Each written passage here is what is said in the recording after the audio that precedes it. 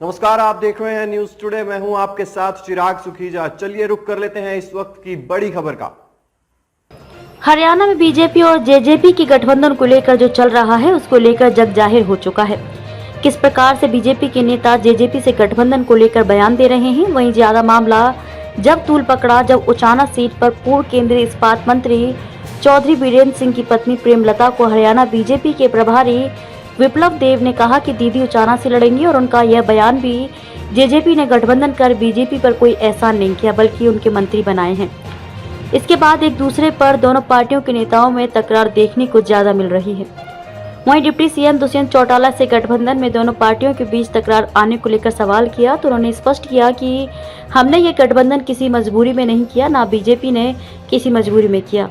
यह गठबंधन प्रदेश में स्थायी सरकार देने के लिए किया गया था। हमारा गठबंधन केंद्रीय गृह मंत्री अमित शाह की मुलाकात पर हुआ था।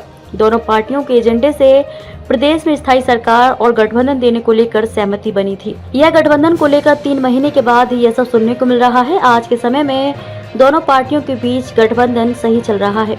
जब जिस दिन दोनों पार्टियों में गठबंधन को लेकर कटाक्ष होगा, आप लोगों से पूछने की जरूरत नहीं पड़ेगी, तब गठबंधन तोड़ दिया जाएगा। मगर आज प्रदेश में गठबंधन की स्थायी सरकार चल रही है और प्रदेश में विकास कार्य किए जा रहे हैं।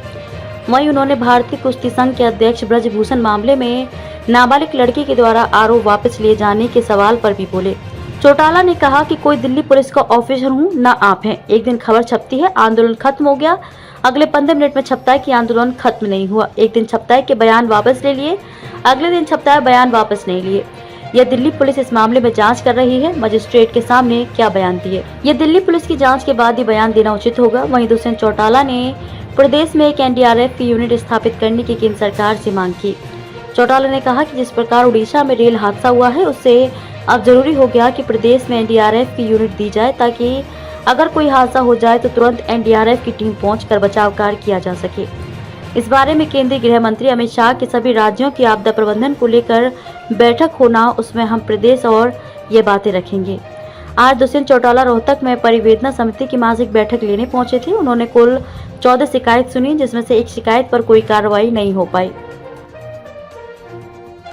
देखिए, फ्लड एंड ड्रॉट के अंदर पिछले साल 1100 करोड़ रुपया स्टेट गवर्नमेंट ने कैसे ये समस्या निपटाई जाए, जिसमें के लिए मानसून नहीं है।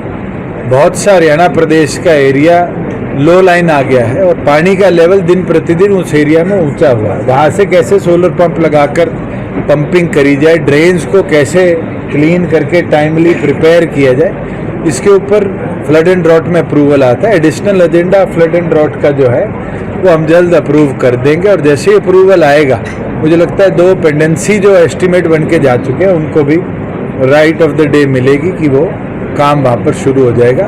पूरी तौर पर तैयारी है फ्लड की, और अभी 13 तारीख को माननीय गृह मंत्री भी जो डिज़ास्टर प्रिपेयर्डनेस के लिए दिल्ली में एक बैठक करने जा रहे हैं। मुझे लगता है कि जो हमारी एक मांग है कि एनडीआरएफ की एक यूनिट स्टेट में हमारे प्रदेश में भी बनाई जाए। आज पंजाब में है, राजस्थान में है, मैं उसको भी जरूर लेकर उनके आगे रखूँगा कि एनडीआरएफ का एक यूनिट हिसार में, चाहे ज़मीन की ज़रूरत है तो हम हिसार एविएशन हब में भी उनको लैंड अवेलेबल करा देंगे कि एक यूनिट यहाँ पर, एक बटालियन यहाँ पर स्थापित करें। क्योंकि उड़ीसा के हादसे के बाद मुझे लगता है हर स्टेट को सेंटर की वो एक टुकड़ी अगर मिल जाए तो हम और अच्छा प्रिपेयर्ड ऐसी परिस्थितियों से निपटने के लिए रहेंगे। अच्छा दुष्यंत जी, भारतीय जनता पार्टी के नेताओं की तरफ से हर रोज ये बयान आ रहे हैं कि जिस तरह से गठबंधन मजबूरी में हुआ, आप इतने मजबूर क्यों हैं? मैं एक चीज कह सकता हूं कि ये सवाल आप लोग बारी बारी पूछते हो क्या मेरे और डॉक्टर साहब में कोई मतभेद है, मेरे और मेयर साहब में कोई मतभेद है। मैं एक चीज बोल सकता हूं कि दोनों पार्टियों का अलायंस जो था उस समय, जो भारतीय जनता पार्टी के राष्ट्रीय अध्यक्ष थे श्री अमित शाह जी, जो यूनियन होम मिनिस्टर भी है, उनके नेतृत्व में हुआ था। और दोनों पार्टियों ने आपसी सहमति के साथ प्रदेश को कैसे स्टेबल और बेटर अलायंस चले, प्रदेश कैसे प्रगति के पथ पर चले, उसके ऊपर चर्चा करके ये निर्णय लिया था। ना मेरी मजबूरी थी ना बीजेपी की मजबूरी थी। प्रदेश को स्टेबल सरकार मिले ये जरूरी था और हमने दिया। और 3.5 साल में 3.5 लाख बार आप लोगों ने तोड़वाने का प्रयास किया, हमने तो नहीं तोड़ा। और मैं आज बोल देता हूँ, ना मेरे लिए जरूरी है ना उनके लिए जरूरी है। जिस दिन कोई खटास होगी, मुझे लगता है आप लोगों को पूछने का भी मौका नहीं मिलेगा। हम प्रदेश को स्टेबिलिटी दे रहे हैं, इसलिए प्रदेश के अंदर आज नई परियोजनाओं के शुभारंभ भी हो रहे हैं और गति भी इन चीजों में मिल रही है। मैं बड़ा साफ हूं कि प्रदेश को स्टेबिलिटी मिले, प्रदेश प्रगति पे चले, इस विचार के साथ मैं भी मेरा काम कर रहा हूं और मुझे लगता है और लोग भी जो सरकार में हैं वो भी काम कर रहे हैं। जब आपने गठबंधन किया ना, तो आपने मीडिया से पूछा कि हम गठबंधन कर रहे हैं, टूटेगा जब भी आप नहीं पूछोगे।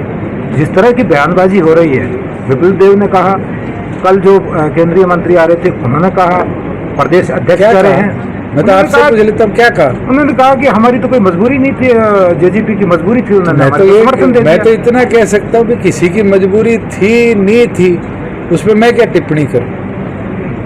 प्रदेश के लिए जरूरी था, हमने किया, ना मेरी मजबूरी थी ना उनकी थी, मैं तो स्पष्ट कह रहा हूं। लेकिन सर वो 3.5 साल के बाद ये जो बयानबाजी करने लगे, इसका क्या था? मैं तो जब 3 महीने हुए थे तब से सुन रहा हूं, ये कोई नई चीज नहीं है। और मैं बड़ा साफ हूं, अगर किसी के मन में कोई इच्छा है तो उसको तो मैं नहीं बदल सकता।